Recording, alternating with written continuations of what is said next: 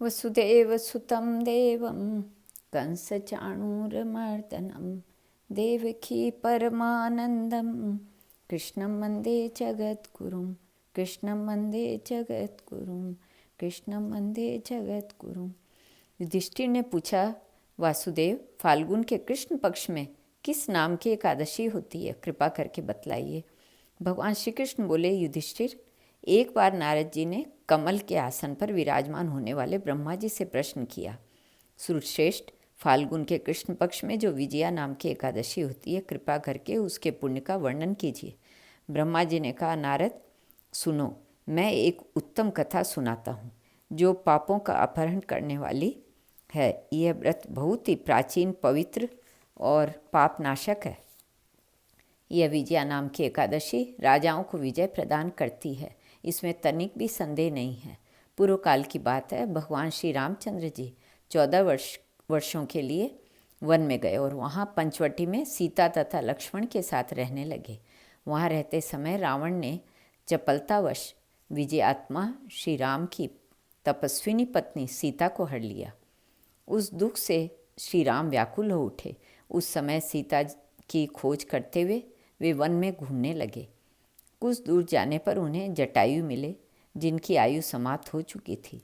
इसके बाद उन्होंने वन के भीतर कबंद नामक राक्षस का वध किया।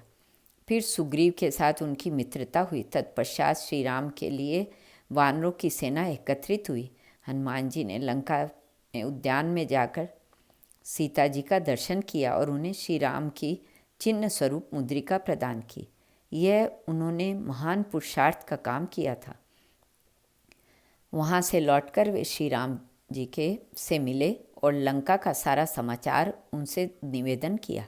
हनुमान जी की बात सुनकर श्री राम ने सुग्रीव की अनुमति ले लंका को प्रस्थान करने का विचार किया और समुद्र के किनारे पहुंचकर उन्होंने लक्ष्मण से कहा, सुमित्रा नंदन, किस पुण्य से इस समुद्र को पार किया जा सकता है? यह अत्यंत अगाध और भयंकर जल जंतुओं से भरा हुआ है। मुझे ऐसा कोई उपाय नहीं दिखाई देता जिससे इसको सुगमता से पार किया जा सके। लक्ष्मण बोले, महाराज, आप ही आदिदेव और पुराण पुरुषोत्तम हैं। आपसे क्या छिपा है? यहाँ द्वीप के भीतर बकदालभ्य नामक मुनि रहते हैं। यहाँ से आधे योजन की दूरी पर उनका आश्रम है। रघुनंदन, उन प्राचीन मुनीश्वर के पास जाकर उन्हीं से इसका उपाय पूछिए। लक्ष्मण की यह अत्यंत सुंदर बात सुनकर श्री रामचंद्र जी महामुनि बगदालभ्य से मिलने के लिए गए। वहाँ पहुंचकर उन्होंने मस्तक झुकाकर मुनि को प्रणाम किया। मुनि उनको देखते ही पहचान गए कि ये पुराण पुरुषोत्तम श्री राम हैं, जो किसी कारणवश मानव शरीर में उत्तीर्ण हुए हैं। उनके आने से महर्षि को बड़ी प्रसन्नता हुई। उन्होंने पूछा, श्री राम, आपका कैसे यहाँ आगमन हुआ? श्री राम बोले, ब्राह्मण, आपकी कृपा से राक्षसों सहित लंका को जीतने के लिए सेना के साथ समुद्र के किनारे आया हूँ।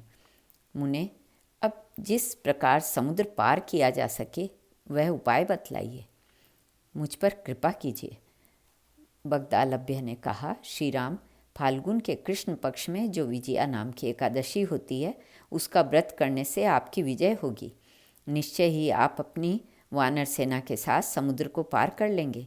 राजन, अब इस व्रत की फलदायक विधि सुनिए। दशमी का दिन आने पर एक कलश स्थापित करें, वह सोने, चांदी, तांबे अथवा मिट्टी का भी हो सकता है। उस कलश को जल से भरकर उसमें पल्लव डाल दें। उसके ऊपर भगवान नारायण सुवर्णमय विग्रह की स्थापना करें। फिर एकादशी के दिन प्रातःकाल स्नान करें। कलश को पुनः स्थिरतापूर्वक स्थापित करें। माला, चंदन, सुपारी आदि तथा नारियल आदि से के द्वारा विशेष रूप से इसका पूजन करें। कलश के ऊपर सप्तधान्य और जौ रखें।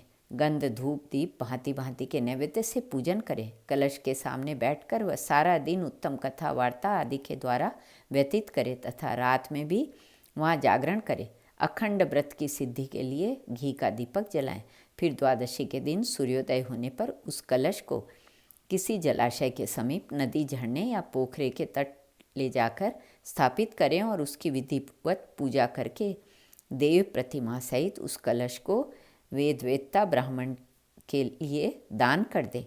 महाराज, कलश के साथ ही और भी बड़े बड़े दान देने चाहिए। श्री राम, आप अपने युद्धपतियों के साथ इसी विधि से प्रयत्नपूर्वक विजया का व्रत कीजिए, इससे आपकी विजय होगी। ब्रह्मा जी कहते हैं, नारद, यह सुनकर श्री रामचंद्र जी ने मुनि के कथनानुसार उस समय विजया एकादशी का व्रत किया। उस व्रत के करने से श्री रामचंद्र जी विजयी हुए। उन्होंने संग्राम में रावण को मारा, लंका पर विजय पाई और सीता को प्राप्त किया। बेटा, जो मनुष्य इस विधि से व्रत करते हैं उन्हें इस लोक में विजय प्राप्त होती है और उनका परलोक भी अक्षय बना रहता है। भगवान श्री कृष्ण कहते हैं, युधिष्ठिर, इस कारण विजया का व्रत करना चाहिए।